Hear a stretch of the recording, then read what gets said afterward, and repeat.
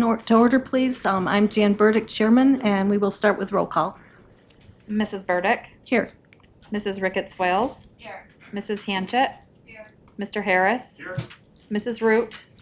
Here. Mr. Rumfelt. Here. Mr. Stockin. Here. 7 present. And the next item is the approval of the January 5th minutes. Can I have a motion? Ms. Root seconds. Mr. Harris made motion. All in favor? Any opposed? Carried. The next item on our agenda is Deborah Reed. She will be talking to us about some COVID-related concerns she has. Ms. Reed has been told she has 10 minutes, and there will be no questions or conversation following because we have a very full agenda today. Ms. Reed? Hi. All right. Hi. My name is Deb Reed, and I'm from Allegheny County. Thank you for giving me this opportunity to present. COVID hit the world as a result, eyes were open to many things, but I will refer to two: healthcare and local government. People are getting more involved in local government because our rights to live our lives as we choose are being taken away. And who do we turn to? It is being stated at the state level that it's in the name of safety. This will keep you safe, science says. Nope. It's this thing or that thing will keep you safe because science says so, or this particular set of data shows less risk to your safety. I've spent hours and hours listening to qualified doctors and reading articles from credible sources trying to learn about why my personal life has to change, as well as my fellow county residents who think the same as me. I have asked questions through the health department and some were answered with a shared link to a source, and I appreciate that. Deb, can I interrupt you? I Yeah. don't think your microphone is on. I'm so sorry. Oh, It is on? Okay. Would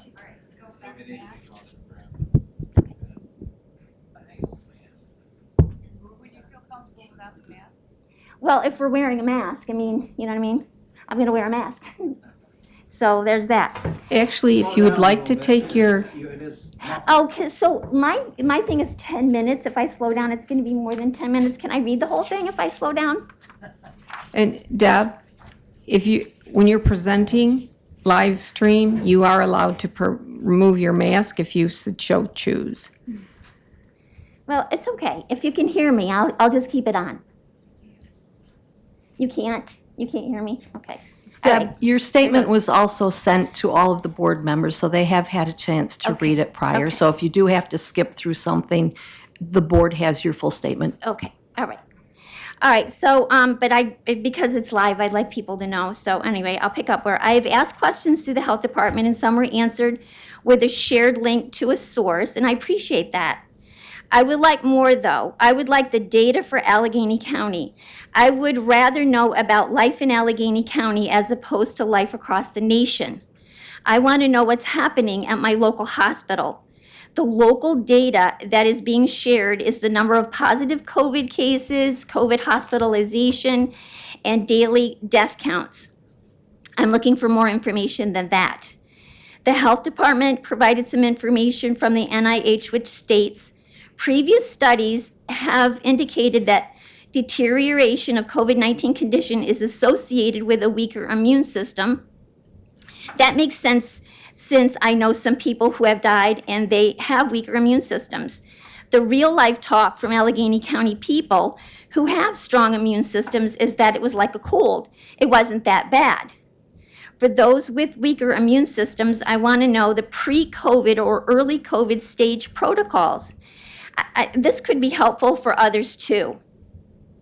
I heard about monoclonal antibodies by watching a legislative meeting online. I thought, oh goody, here is some information coming on a protocol. But nope, instead the reply was that people should just get vaccinated. That's the best course of treatment. There was no information shared whatsoever about monoclonal antibodies. Like, when should you get them? Who should get them? What are they, where are they available locally, and what is the timing? Things like that. And that was a lost opportunity, and it might have saved a life. On social media, a person reported that he or she contacted our health department asking about it and was told that the antibodies cost $2,000 for treatment and the vaccine was $20, so get vaccinated. because it's cheaper. Whether that statement is true or not, a protocol listed somewhere for people to have access would alleviate misinformation. I've been given protocols by the health department, but it's not related to treatment. It's protocols for testing, when to quarantine, where to get the vaccine, wash your hands, wear your face mask, and such like that. What is the protocol for early treatment? I've asked about remdesivir and its use in Allegheny County. I asked about the side effects that have been reported and people are privileged to find out about by the grace of doctors who are willing to come forward. My question was never answered as far as local data by the health department or the hospital through the town hall event. I had great expectation from that event. I was encouraged to ask my questions and our local doctors would answer them and I would finally be able to hear directly from the ones who take care of us. I submitted my questions and I asked questions like, is the vaccine still in the research phase? How does ivermectin work? Does remdesivir cause damage to your organs? Things like that. And I asked thinking that I would get an answer to how the national information stacked up against Allegheny County. That town hall event was a disappointment, in my opinion, and a lost opportunity. It was mostly a vaccine commercial and one statement about ivermectin that was not completely correct. There are medical papers from NIH that show the medicine has antiviral and anti-inflammatory properties. Doctors are talking about success with it. Even at an Allegheny County Board of Health meeting, there was a doctor there that stated, even though he was vaccinated, he ordered a supply of it. In this local area, there's not enough education on therapies. People are suspicious about that. Regarding suspicion, why the question about remdesivir was not answered in my communication between November and December was perplexing. Why not stay the protocol? And so I had to find out about it, that we use that in Allegheny County through an actual case. But because there is so much discussion about this, a family member of that individual asked about the reputation of remdesivir and does it cause pulmonary edema? And the answer that doctor gave was, well, not in all cases. So what does that mean? In some cases it does. So you see, there's just this discourse seems to be a little bit of dishonesty going on here. And so why am I presenting to the legislative board today about all of this? It's because we, the people of Allegheny County, need you.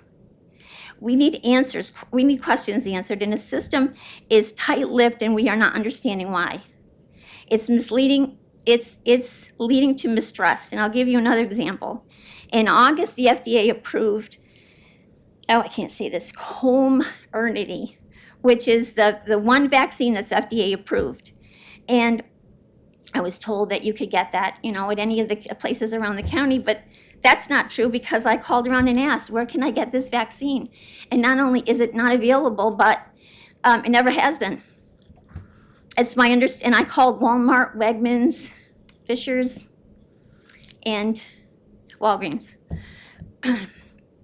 It's my understanding that orders are determined by the New York State Health Department in Albany, and there is a board commission to make decisions that are passed down to local county departments and doctors. This is tied to jobs and money. I know schools are affected. How do I know? Well, you guessed it, I asked. I wanted to ask a question. I will not say who told me, though, in any of these cases, but I can assure you that I'm not guessing. Jobs and certifications are subject to removal if compliance is not met. School board members can be removed by the state, for example. I know nurses who refused a vaccine had to quit their jobs or lose their license. And that I didn't get on social media meme either.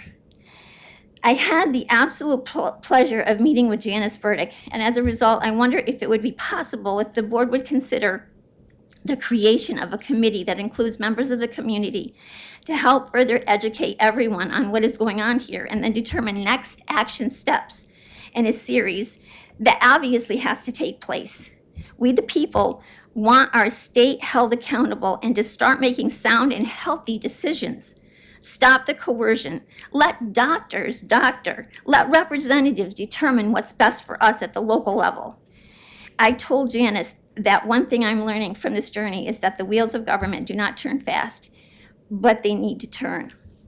Above all else, I believe in the system of government, and I truly mean that. I believe that government is here to protect the freedoms of the people. I believe that we have good representatives who need to be supported by the people.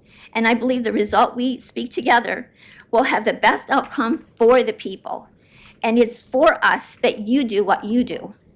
I don't know all of you, but I believe that is why you're here. The committee led by legislators to include community members for the purpose of pushing back on the state and get our voices heard in places that matter where decisions are made that affect our lives is needed. Our legislators have shown that state mandates are not subject to local follow-through with the mask mandate. This is the first opportunity for we the people to see governments hold each other accountable and that Allegheny County doesn't have to bend to the demands of the state. Good job on that, by the way. The state expected push down on the people and they needed the county to support that. We don't expect you to do the work alone. You have a huge job. There are many of us willing to work with you in this pushback. To that end, I would like to serve on this committee should it be determined that it is created. I thank you for your consideration and I look forward to your reply. And I do thank you all for everything you do. Like, it's really appreciated. Thank you. Thanks for keeping it to 10 minutes. Appreciate it, because we have a full agenda. Mr. Healy? Thank you. She gave us her name, but not where she was from, I don't believe. Deb, where are you from, Mr.? I live in Andover, but I'm from Allegheny County. Right. Yeah, I mean, thank you. We're going to move on. I do not believe Dr. Anderson is here today, so we will go right to Tyler Shaw, Public Health Director.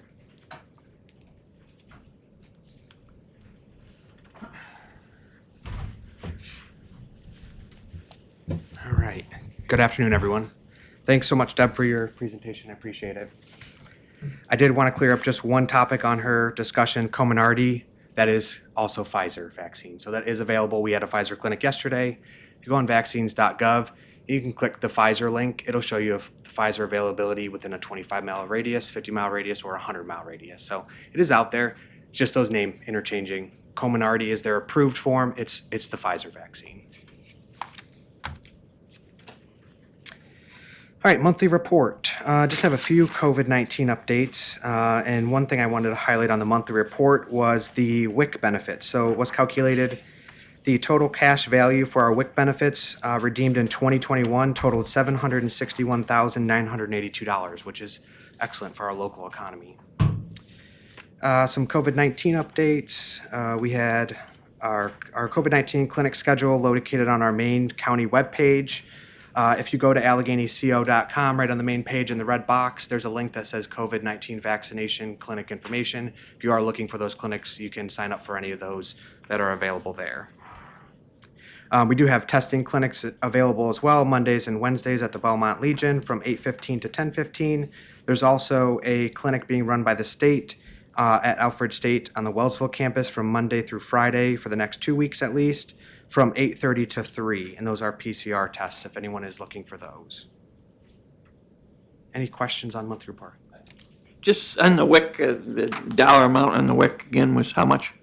$761,982. And that was all redeemed within Allegheny County? Not necessarily. Okay. Any WIC benefit participant. So From Allegheny County? could be Allegheny County, could be other counties as well. They could use Right. those benefits, yep, Right, but they could have spent the money outside the county. absolutely. All right, thank you. And any other questions for Mr. Shaw? Okay, you have a request to fill? Oops, sorry, Gretchen. That's all right. And talking about the WIC and that, I was in a meeting and I guess this is the transition of Giant now. They are not accepting WIC. But we'll be up for it eventually. That's correct. We're working with that vendor to get them through the process as quick as we can. Yep.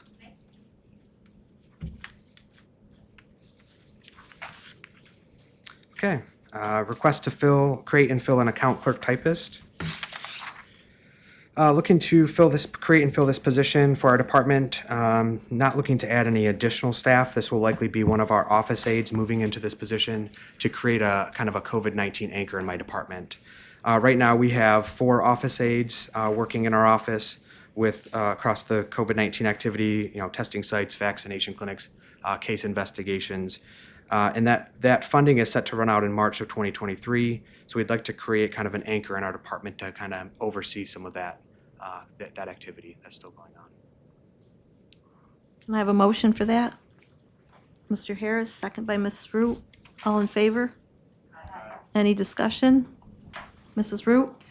So, Tyler, just to go back, this is not going to add anybody new into your department. You're going to take an existing person, put it into there, and then you'd be down like 3 office aides? Is that? That's our hope, that Okay. if we would hire an office aide, we would not backfill that position. Okay. But the positions that we're talking about that won't be filled or will become vacant, they currently have sunset dates on them, correct? That's Because the correct. funding will dry up. So this is a new position. This will not have a sunset on it, correct? That's correct. So while there'll be grant funds that could be available for it, the grant funds at some point in time will likely run out and we will still have the position. So, and I think you said that was 2023? 2023. So we'll get a year out of it? We're hoping the state will extend those contracts, but we just don't know what will happen. Worst case scenario is we get 36% back in state aid reimbursement for that position. All in favor? Carried. Request to approval to ratify the agreement with Stoney's Storage. Due to all of our various PPE supply and other supplies that we have for the health department, I'm looking to rent a storage unit. This would be covered in our emergency preparedness grant. I'm looking to ratify my signature on that agreement. So moved. Second by Mrs. Root. Any discussion? Where was that again? Stony Storage, just outside of Angelica, County Road 20. Okay. Is that the most convenient storage facility that would meet your requirements? How did you, That's the how did closest you we arrive could- at that? That's the closest we could find. Okay, thank you. And Mr. Shaw, is this to help alleviate some of the storage congestion we're currently facing within this building and I believe maybe also out of the sheriff's office as well, That's correct? correct. We've got stuff all over the And place. we cannot keep it where it is for much longer. It does need to find a better home. All in favor? Carried. Mr. Barnes, sorry. Just a quick question. What's the size of that unit? It may be in the agreement. I didn't bring it with me. It's adequate enough to hold all of our I just, belongings. the $95 per square feet, you don't have that information? I could get it. It should be in your packet. It's not that on big a deal, agreement. but I have a unit that I rent and much less money, but it's probably a smaller unit too. So I'm just trying to compare apples and apples. Yeah, we were looking at the logistics too of transporting that equipment. We looked in Belmont, there was nothing available. That was the kind of moving out from there. Okay, the next one is the approval for service provider contract. So looking for approval to enter into a service provider contract with Catherine Schledorn, and she would be providing, what does it say here? Let's see, I don't have this on here, but Occupational therapist. it's for the preschool program, but yeah, she's an occupational therapist. Thank you. So moved. Harris moved. Any second? Mrs. Rickett Swales. Any discussion? All in favor? Aye. Carried. All right, the next one is for the approval to increase the payment rate for the school supportive health service program. So the school's, just a background, the school supported health service program is our preschool program. Those terms are used interchangeably. We are looking for a provider rate increase. This is not the tuition-based increase, this would be the related services increase. So the county does have the ability to set that rate. We've looked at all the western region counties, and this would still put us pretty much in line or still at the bottom, even with the $5 rate increase. I'll move it for discussion. Mr. Harris, move. Second, Mrs. Root. Discussion? Madam, Mr. Harris. thanks. Just for clarification, the risk of not keeping step with these rates is that people will search out, that providers won't operate in Allegheny County, and that it will require Allegheny County residents to search out these services in other counties. Is that right? So there's two, that is one of them. Yes, it's a retention tool to keep providers for our kiddos in the county. If we can't find a provider in our county and the parent decides they want to transport their child to receive these services, Buffalo, Rochester, wherever they can get them, we would then be paying that rate for them to transport their So we pay the transport as well if we can't find a local provider? That's correct. Okay, thank you. Any other questions? All in favor? Opposed? Carried. All right, Mr. Shaw, the next one is the request approval for agreement with Stephen Collins, MD, as Allegheny County Health Medical Director.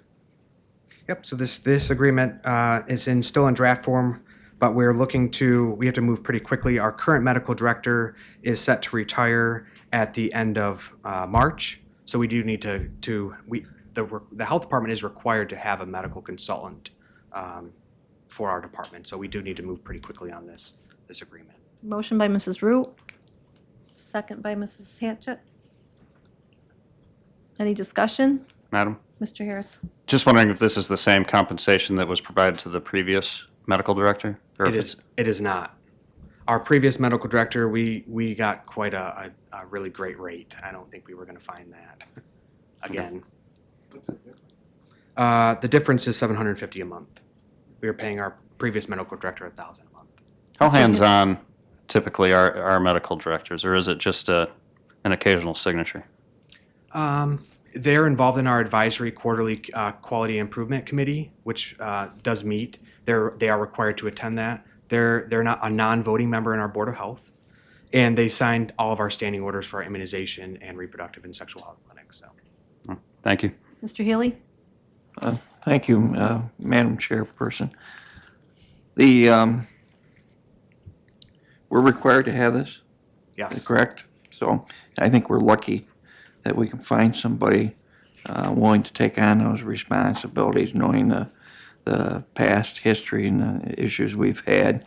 And does that also incorporated into the jail? They also cover the jail facility, or no? They've already appointed, and Chris, if you want to jump in. So there'd be no overlapping of services there? Dr. Collins is currently your jail physician, and he does receive a stipend for being jail physician. He has now agreed to be the medical director and also the coroner's physician, which is a separate appointment. The coroner's physician will not have a separate salary, as he's already being compensated for the medical director part. Okay. So there are some technicalities with the agreement to work out that I think our new county attorney who's here today will help us with going forward. We had a long talk yesterday about that, just making sure the agreement's all up to date and ready to go.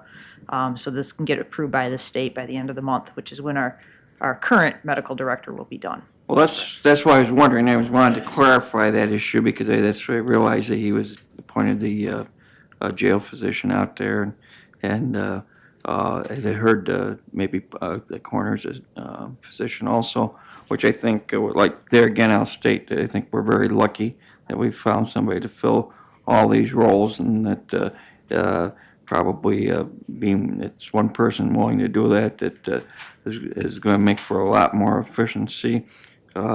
I think it's a good move myself, and that's my comment. I know the sheriff's office has been very pleased with Dr. Collins as the jail physician / medical director at the jail.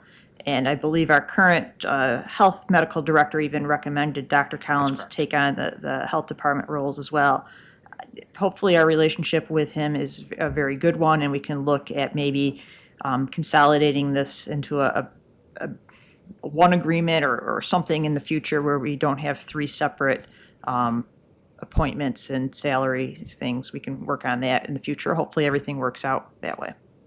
Again, thank you for the clarification on that. I'm sure it was informative to everybody involved. Thank you. And we did look at consolidating those. We just had to move so quickly here to get this through that. We'll be looking at that in the future. All in favor? Carried.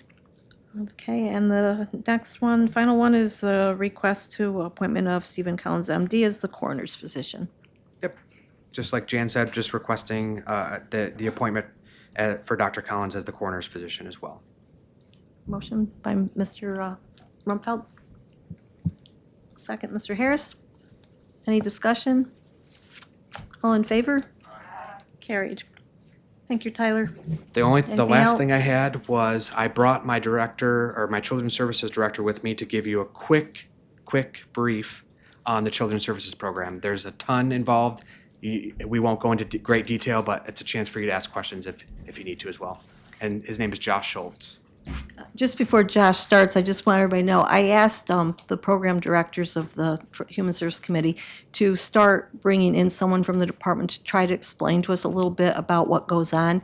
We see all these things, but we don't know the people that actually are doing them. And we know Tyler does a great job, but he's got a lot of people that also do a great job. So I asked each of them to start bringing someone in and just explain to us a little bit of what's going on in the department as a whole.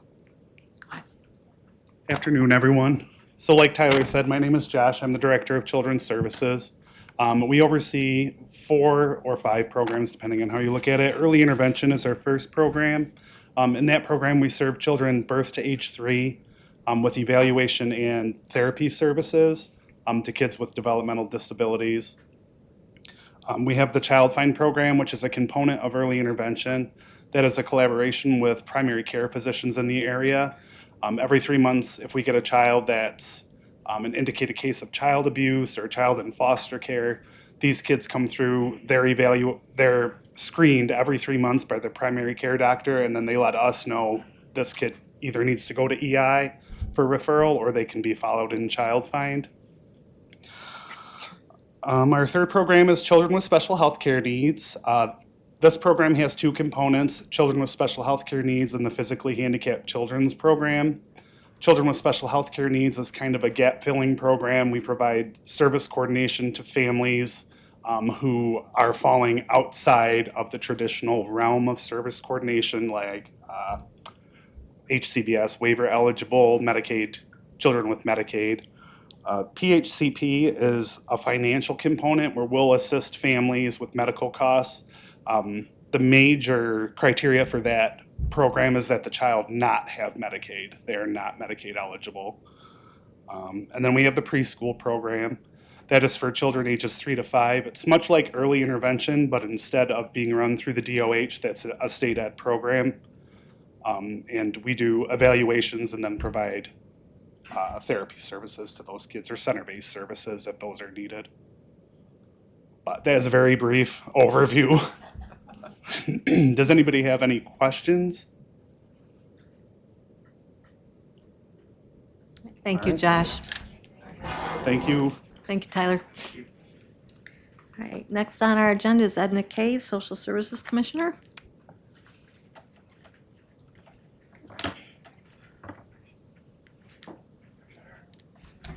Legislator. Good afternoon. Edna.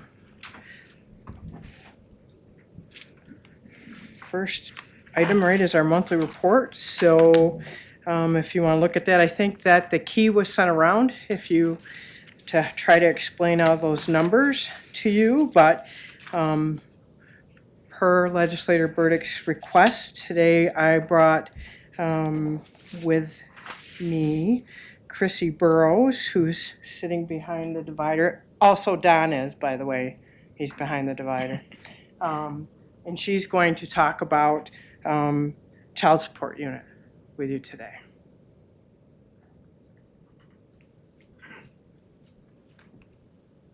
Good afternoon, everybody. I'm the child support coordinator. We have 14 employees in our office.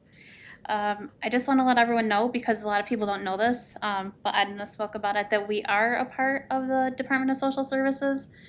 And in our office, we actually have 2 separate units. So we have the child support collection unit, which is our accounting department, and the child support enforcement unit, which is our child support investigators.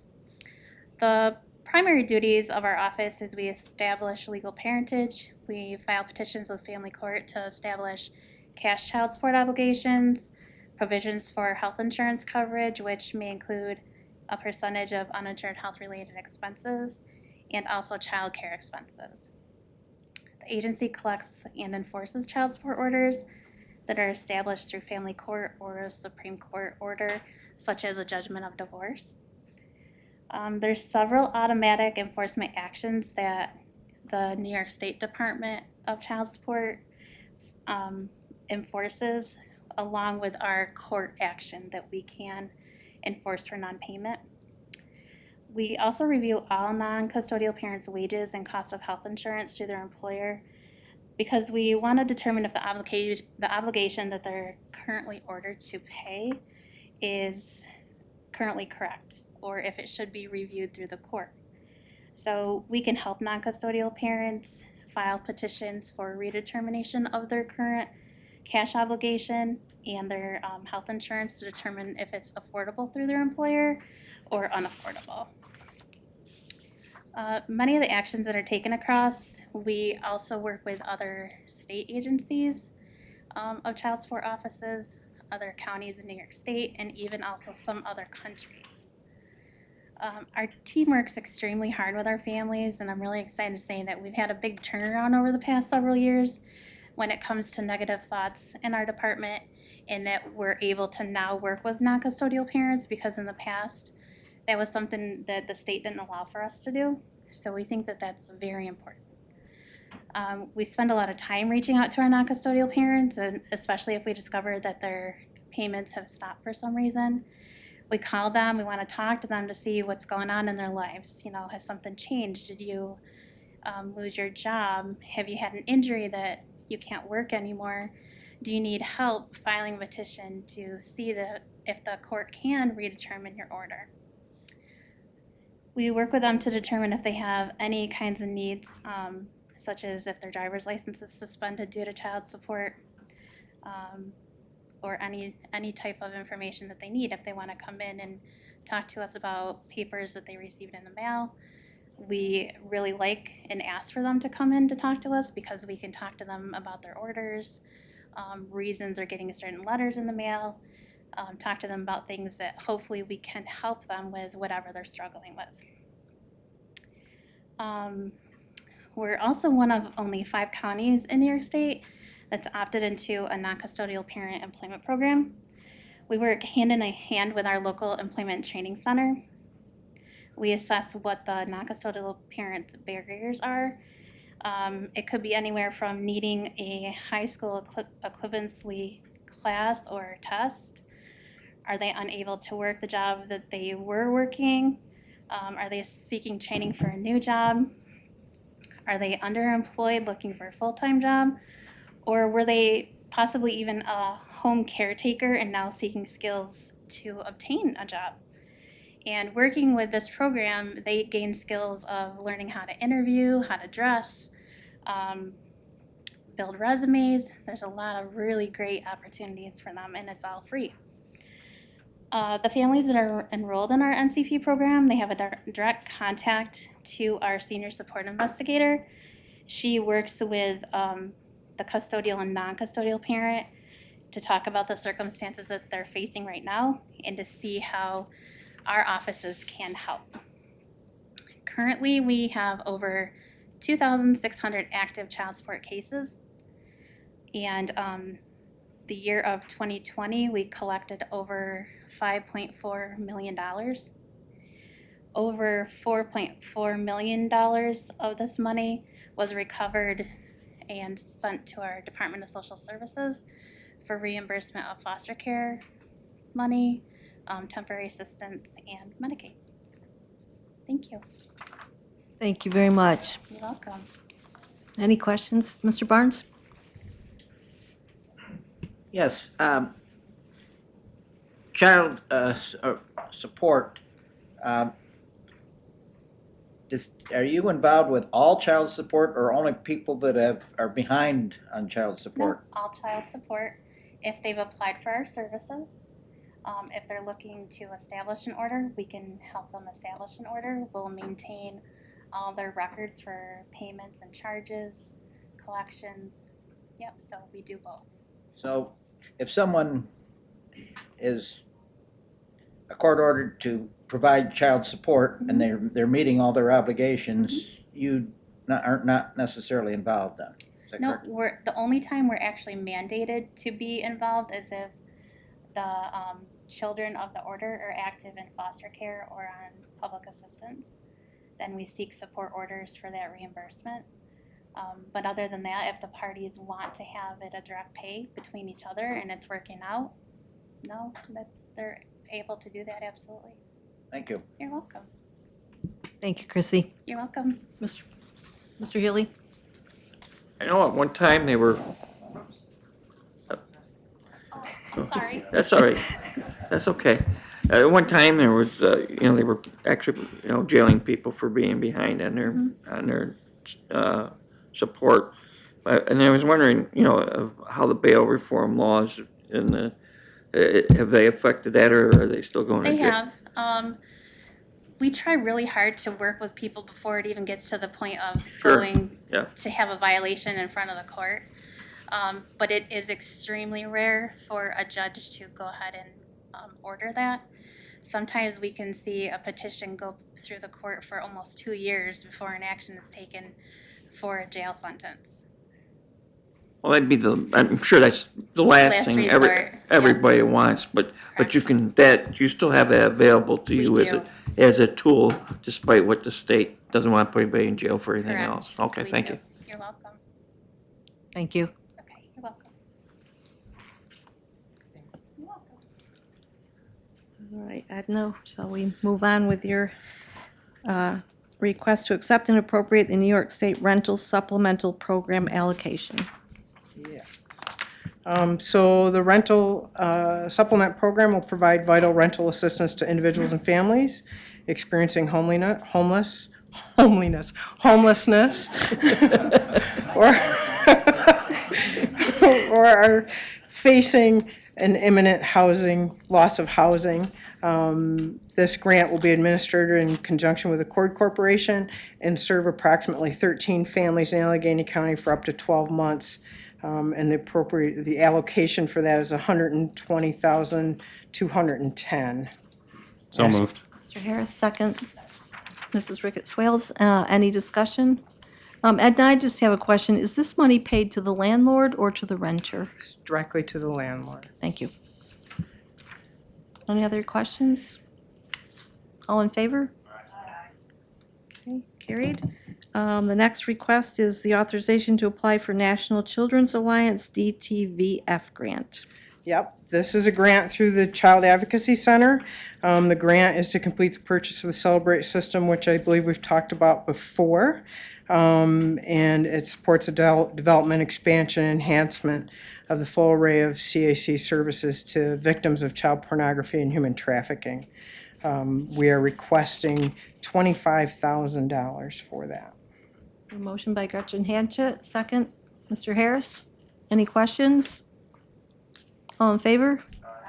Carried.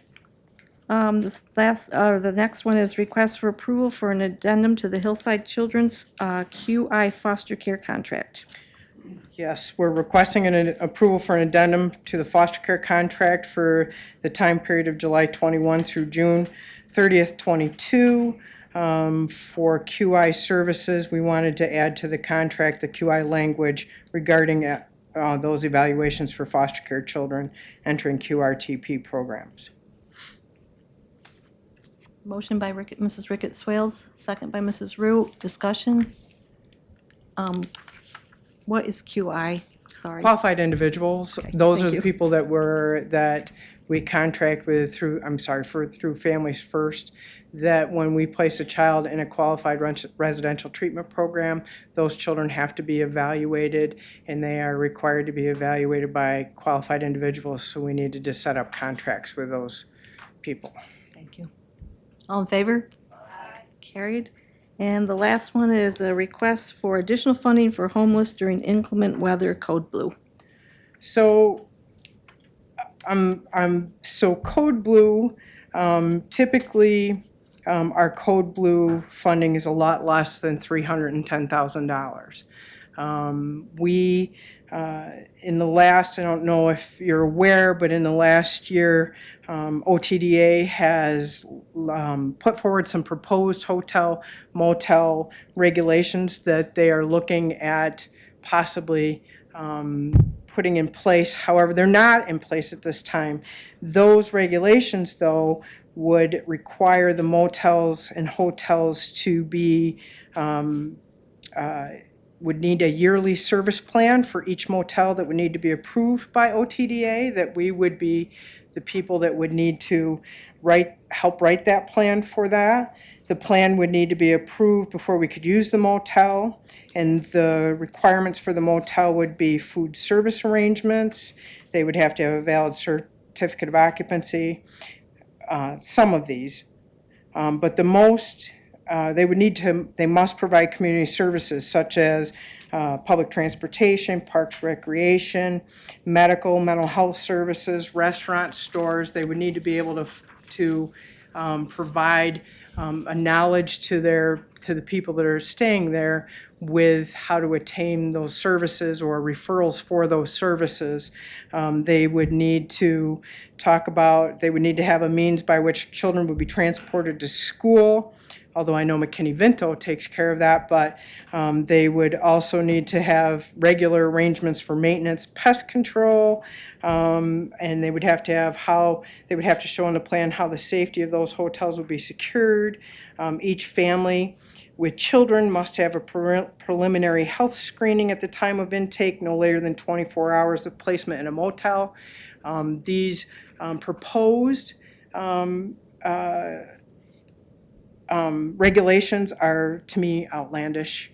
I don't know that they're going to move forward with them. However, they are constantly talking to us about shelters, the use of shelters. So that's why I put that in front of you today. NYPWA has written letters, obviously, to Commissioner Hine when he was here, and we've certainly just last week met with Acting Commissioner Daniel Tights, if that's how we say his name, and I don't know that they're going to be stepping away from the use of shelters and trying to get counties to step away from the use of hotels. I am not always fond of our use of hotels. I think that sometimes Code Blue does take advantage of that. I think it's very effective in the bigger counties, but I do think that there are some issues in the smaller counties with Code Blue. So our thought is to maybe start taking a look at what we could do with the shelter. Had some preliminary conversations with OTDA. They are certainly, it seems, interested in having a thought of a shelter in Allegheny County. I don't know what your thoughts are. I certainly would like to know about that, but we would put forth a $310,000 budget. We would do it in partnership with Accord for shelter if that was the direction that we were going to go.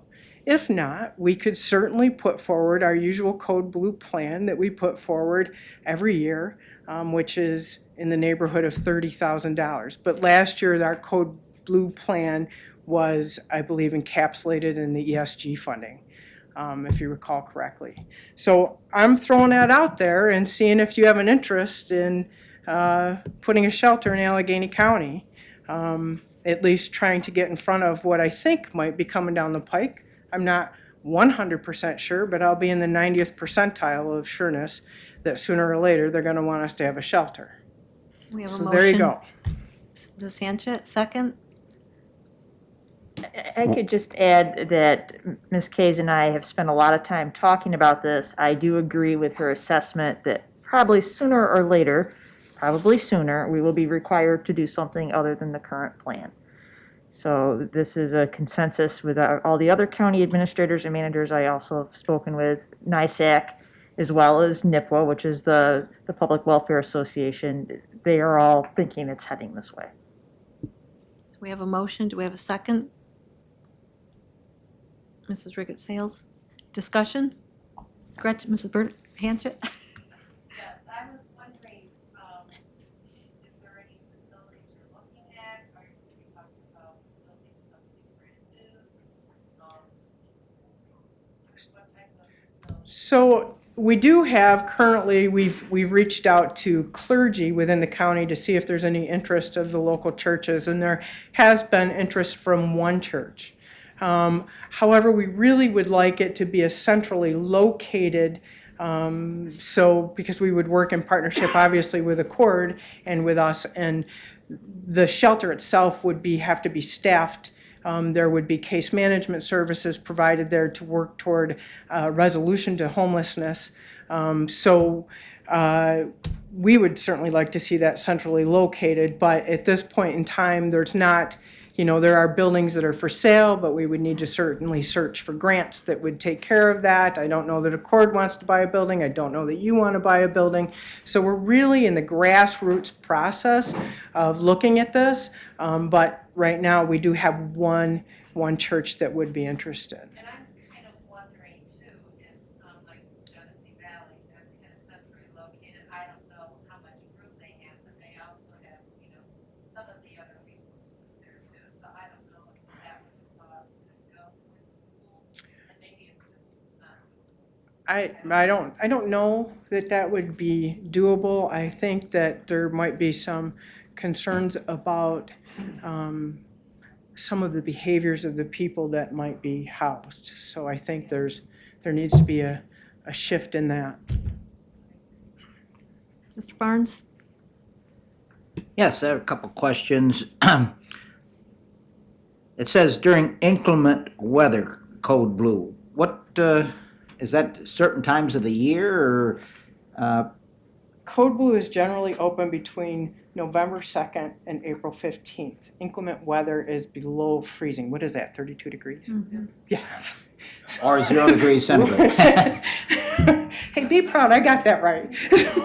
Yeah. Okay, the next question is, how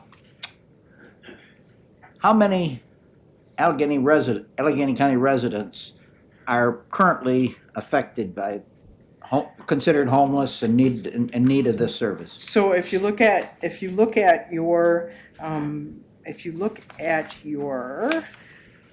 report, you will see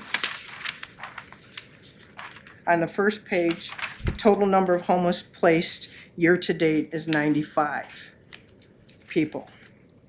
If we, and let me see if I can pull that up real quick for you. If we look at our nights of stay in the motels right now, I believe it was like 174 nights of stay.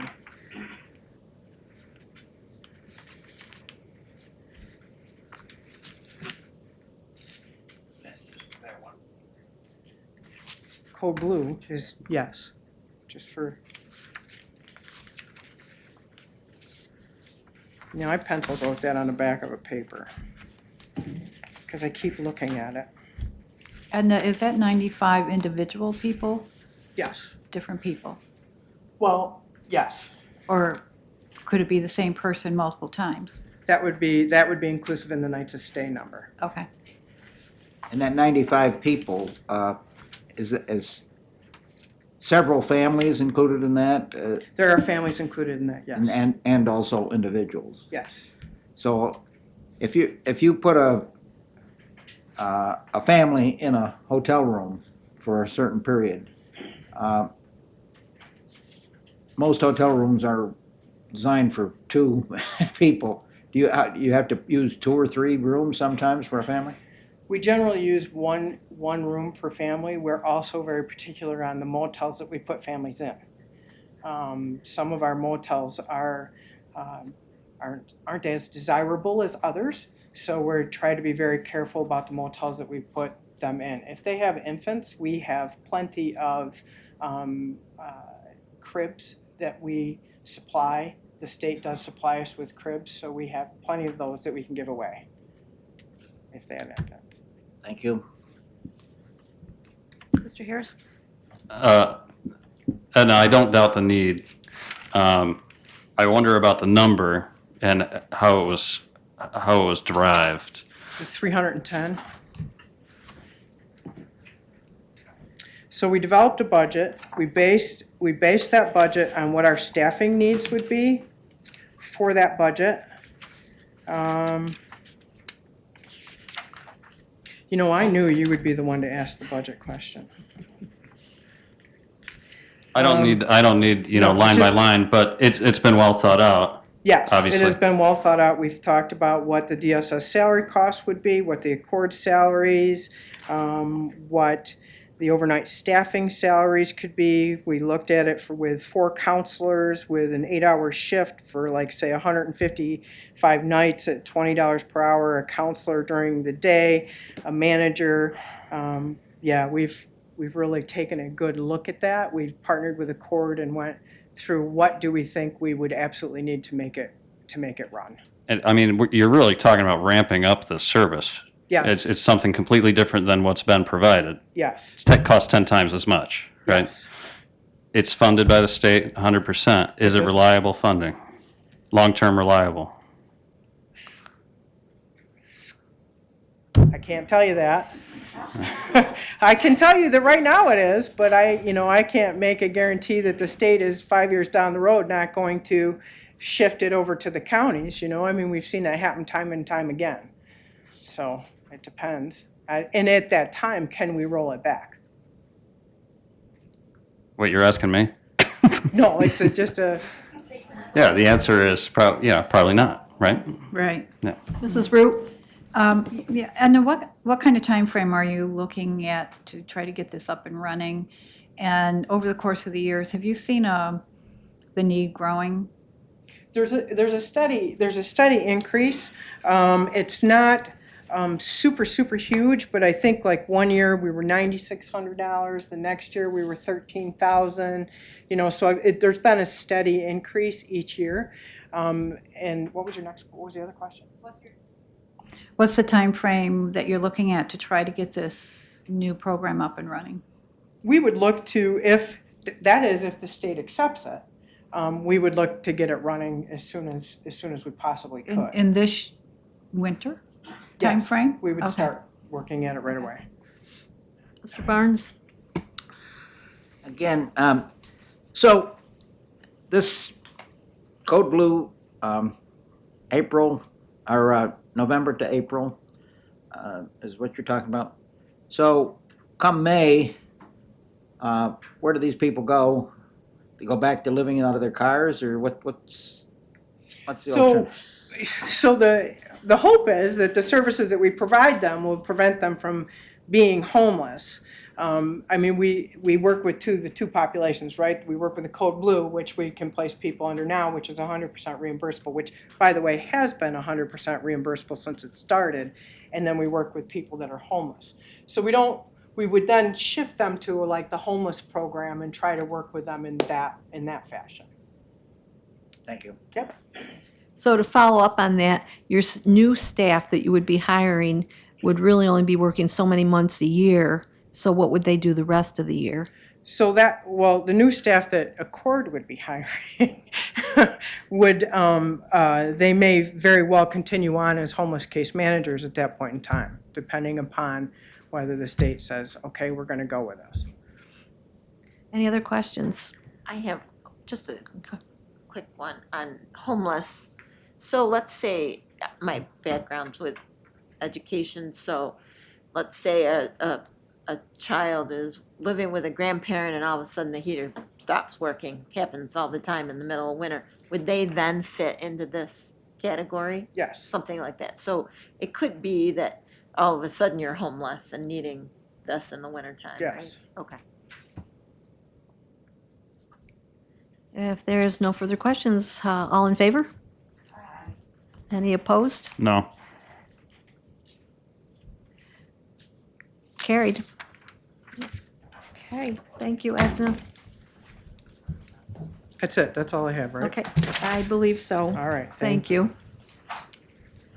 Clerk of the Board, Brenda Rigby-Reilly, requesting an agreement with the Allegheny County Association for the Blind and Visually Handicapped Incorporated. Yes, this agreement was actually approved and a resolution was requested at the last Ways and Means meeting.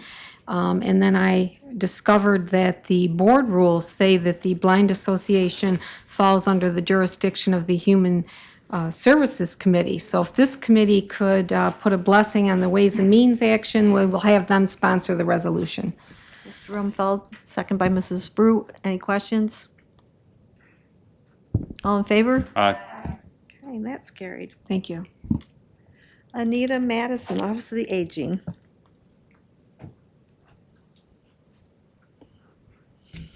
Good afternoon. Hi, Anita.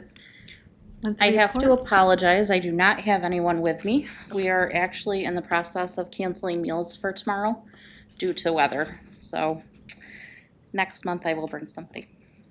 That's fine. I think we probably should spread it out so that we're not so overwhelmed in one meeting, so. So first on the agenda, I have my monthly report. I would like to highlight the calls at our front desk. From this time last year, we were still up 400 calls at the front desk, but we are down from last month, which was a great break for some of our front desk typists. Our home delivered meals for all nutrition meals, not only home delivered, but for all of our meals delivered for 2021 was 111,816 meals. Most of those being home delivered meals with only a total of 6,558 meals for congregate for the year. How does that compare to past years when all the sites were open? Do you know? Prior to COVID, we were at about 120 to 140. Last year or the year before, we were at much higher. So I think we're at 160 last year. Thank you. Another highlight that I would like to make is in the month of December, we did provide services for the dinner with Santa. So we were able to actually provide some equipment for the delivery for those home delivered meals that went out on Christmas Eve, nice turkey dinners. We also worked with an Advent event group and provided 15 food boxes to seniors, in addition to 20 advisory council gift baskets that went out to older adults across the county. And we worked with the Cuba Lions Club to provide 15 Cuba cheese baskets to older adults in the month of December. We also started our Facebook Live Nutrition Series, which has been shared across the state. We have a couple legal organizations that are sharing those Facebook Live events, and they are available to view on our Facebook Live or Facebook page. Anything else? Okay.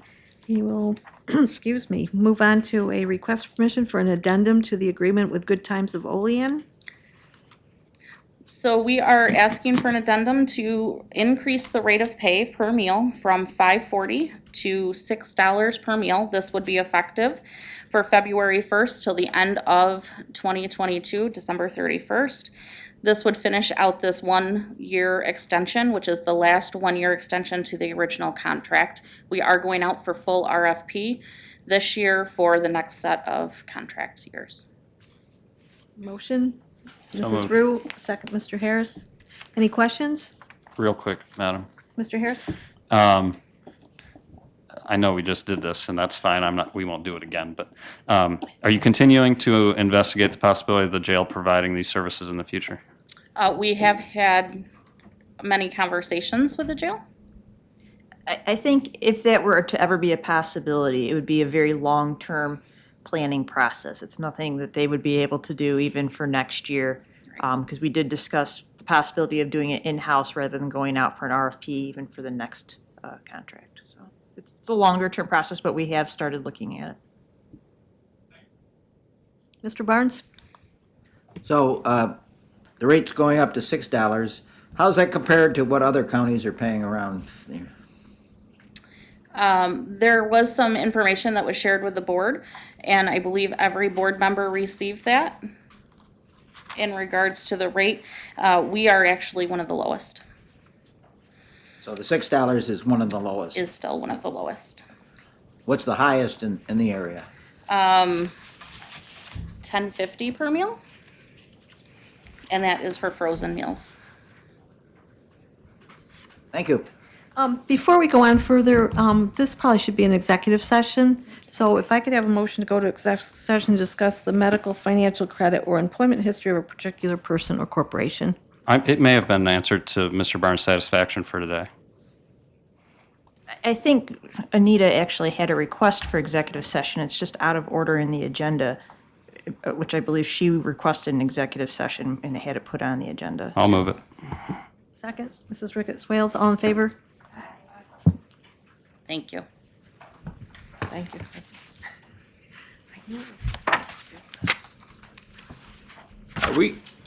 Are we exploring any other options besides the jail? Or-